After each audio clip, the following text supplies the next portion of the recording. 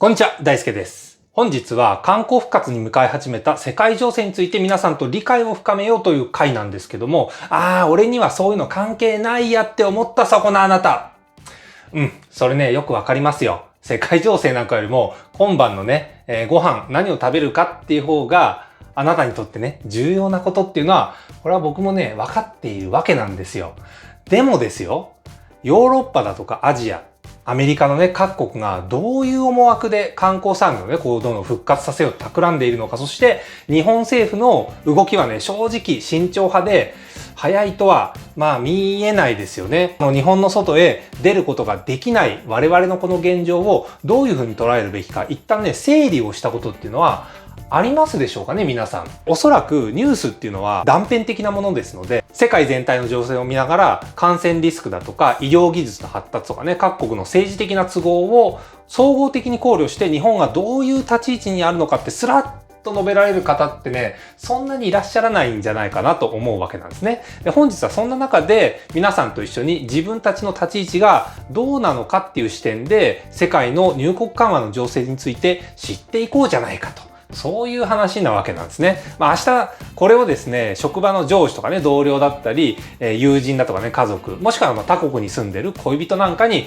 ご自身のね、意見を述べられるようになるかと思いますので、ぜひ最後までよろしくお願いします。本日の流れはこちらになります。丸1、世界各国の入国制限状況。丸2、世界各国の感染状況。丸3、日本政府の考え方という流れなんですが、最後の方で私のですね、予測もお伝えさせてもらえればと思ってます。ちなみにコロナ明けのですね、海外渡航待ち望んでいる方っていうのはチャンネル登録お勧めをさせていただきます。私も頑張って動画を作っていこうかなと思っております。では、丸1なんですけども、世界各国の入国制限状況から見ていくんですが、EU がですね、観光客の受け入れを表明したりだとか、日本政府に関しては TPP 参加国から優先的に緩和をしていくって発表なされてますよね。でね、アメリカ相変わらず感染者が多くて、大変そうですし、日々いろんなニュースが流れてくるわけなんですよね。ということで、ここではですよ、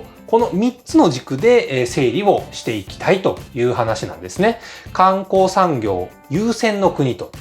で、日本政府が優先的としている TPP 参加国の様子ですね。あとは経済的結びつきが強い国というですね、こういった分類で整理をしていこうと。これらの国々に対して日本からの渡航が可能であるのか、もしくは日本に帰国が可能であるかどうかっていうのを一旦ね、日本国籍の立場で整理をしていきましょうといった形なんですね。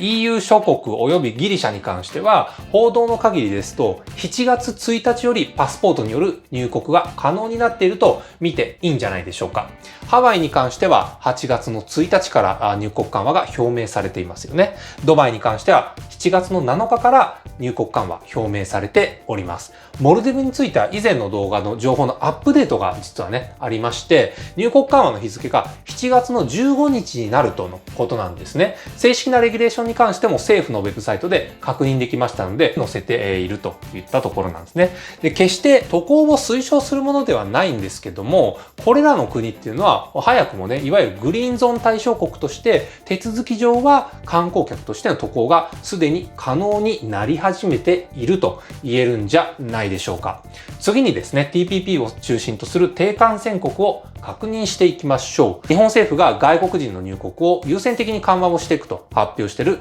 国々なんですね。ベトナムから緩和を始めるというふうな報道でしたが、現状ね、どうでしょうか。確認していきましょう。6月下旬には500名程度のビジネス渡航がようやく実現されたところなんですね。で、観光客の受け入れに関してはまだ具体的な日付は出ていないといったところなわけなんです。タイに関しても7月1日からビジネス渡航をはじめ一部入国が許可される旨がタイ政府から発表されているんですね。で、オーストラリアとニュージーランドについては具体的な情報っていうのはまだ報じられていないようなわけなんです。中でもオーストラリアに関してはですね、6月下旬に感染者がね、ちょっと増え始めたって、そういう傾向が見られている関係で、ビクトリア州が再度ロックダウンになるというね、情報がブルームバーグの記事で確認できてますので、ちょっと心配ですよね、これは。で、他、経済的結びつきが強い国を見てまいりましょう。アメリカは相変わらずパスポート入国が可能っぽいんですけど、アメリカ入国時に自主隔離の措置が必要になる模様なんですね。で、台湾に関しては一部ビジネス渡航を緩和し始めてるんですが、中国、韓国、香港なんかは入国はほぼ不可能と考えるべきかと思われます。で、私が注目しているフィリピンについてはですね、政府が緩和について検討を始めたっていう情報はあるんですが、日本人がフィリピン国内に入ることは、今のところほぼ不可能と見ざるを得ない状況が続いているわけなんです。ではそれではですね、次に世界各国の感染状況をチェックしてまいりましょう。こう全体を見渡してみますと、入国緩和をいち早くスタートしている地域に関しては、決して世界的に見て感染者が少ないとは言えませんよね。ほとんどの国で人口100万人あたりの感染者数が1000名を超える状況であることがわかるわけなんですね。あとやはりですね、アメリカ感染者数多い、トータルでね、多いってことわかりますよね。そして数字上安全そうな感染者が少なそうな地域を順番に挙げるとしたならば、ベトナム、タイ、台湾、中国、日本、韓国、香港といったところなんじゃないでしょうか。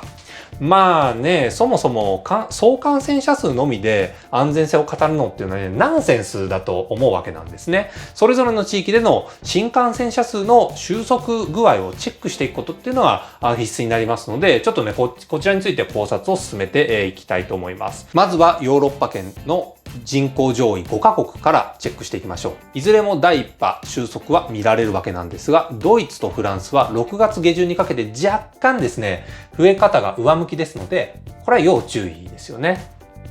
ヨーロッパ圏外で観光客の受け入れ発表がある他の国です。ドバイのグラフが、ちょっと怪しい感じがしないでもないんですが、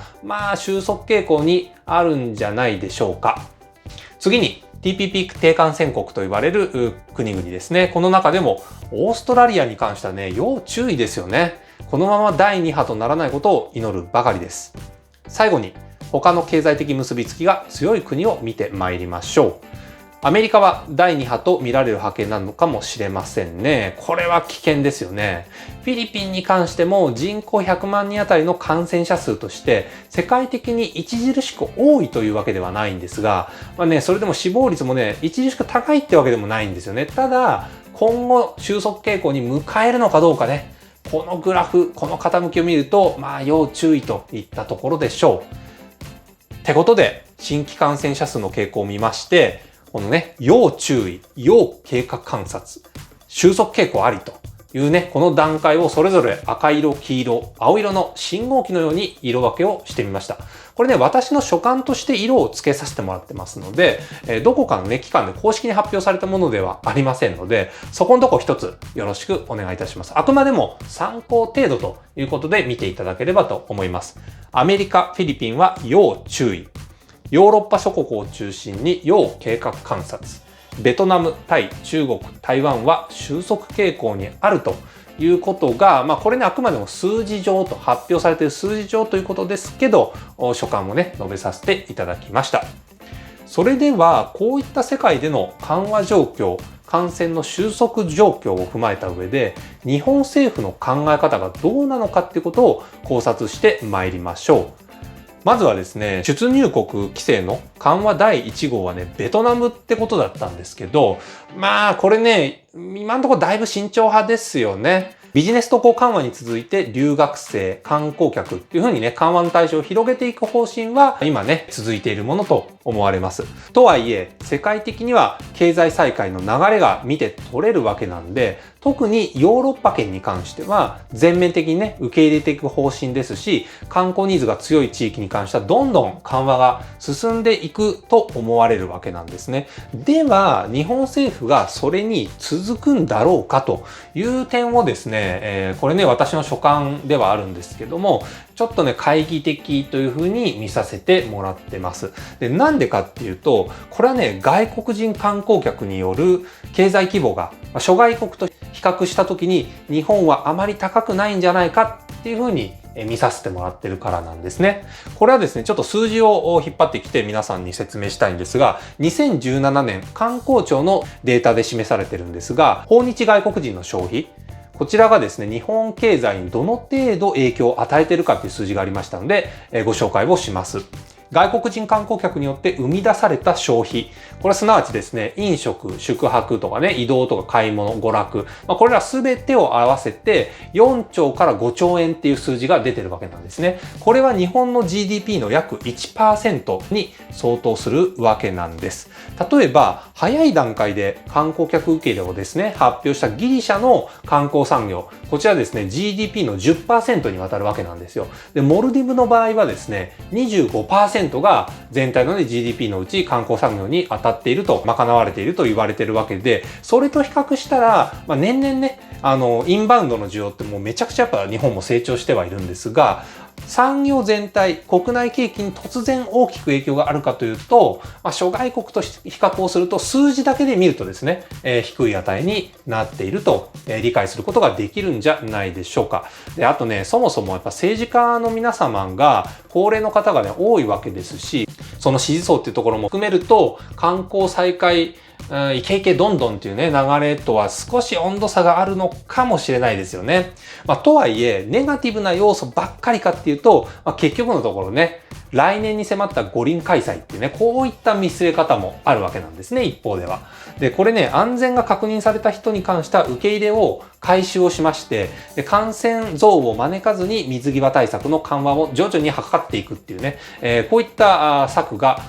必要に迫られているわけなんですね。これもまた重要な要素になってくると思われるわけなんです。ですので、過去動画で上げてる話ではあるんですが、このチェック体制の拡大、すなわち唾液方式など安全性が高いチェック方式へのスライド、およびですね、その時間がかからない検査、陰性の場合であっても信頼できる精度が担保される安価であると。このあたりの条件がクリアされるような新しい検査手法が確立されてくると一気に渡航解禁の流れになってもおかしくないんじゃないかなというふうに理解をしています。その頃にはアメリカのね、第2波っていうのも収束していることを祈るばかりですし、日本を含む各国がですね、二次感染拡大していないっていうことを願うばかりですよね。で、私の予想としては、日本への入国の検査ラインのですね、整備が、この後進んでいったとして、どうですかね、4、5ヶ月は、かかるんじゃないですかね。そうした場合、なんとか11月、12月、なんとか年内には観光客への緩和の措置が取られるというところ、取られるんじゃないかというふうに見させてもらっているわけなんですね。で、特に時系列での根拠はないんですが、とりわけね、それよりも早い段階、要は11月とか12月よりも早い段階でいきなりね、緩和されていくっていう可能性は、今の状況を見ると少ないんじゃないかなと。その検査ラインのね、整備にはそれなりに時間がかかってるわけなので、そういうね、見方をしているということなんですね。ということで、7月初旬時点の最新情報まとめというのはこれでね、以上になるんですが、やはりですね、渡航緩和に関する世界情勢については皆さん興味がおありのようですので、こちらのですね、シリーズに関しては多くの方にご覧をいただけているわけなんですね。今後も1ヶ月のうちに、できればね、1回もしくは2回は更新していけるように、このシリーズね、取り組んでみたいと思いますので、この情報が少しでも役立ったよという方はチャンネル登録していただけるとありがたいです。それでは、さよなら。